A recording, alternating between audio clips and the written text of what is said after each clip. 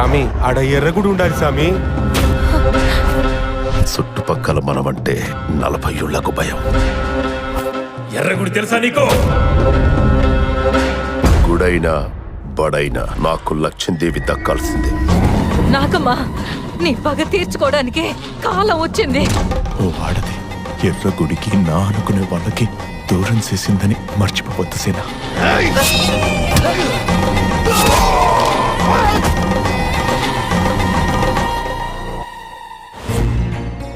మా అయ్య ఆడవాళ్ళని అగ్గి అంటాడు. దూరంగా ఉన్నంత వరకే దీపంలా కనబడతారు, దగ్గరికి పోతే బొగ్గి చేస్తారన్నాడు. నాకు సీనుగాడంటే ఇష్టం. వాళ్ళ సంగతి చూసి నేను నా బిడ్డ మొగాళ్ళవని పెంచుకుంటాం.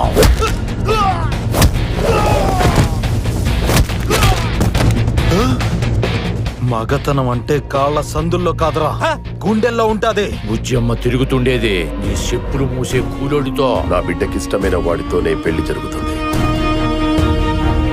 ఓ ఆడదాని వల్ల విడిపోయావు, ఇంకో ఆడదాని వల్ల మళ్ళా కలవబోతున్నావు. ఎర్రగుడి అమ్మవారి పాదాలకు తాకించి తెప్పించిందంట మా అమ్మ. నా చేతిలో సీగేసి నేనేం చెప్పినా చేస్తానన్నావు. మాట తప్పుతావా?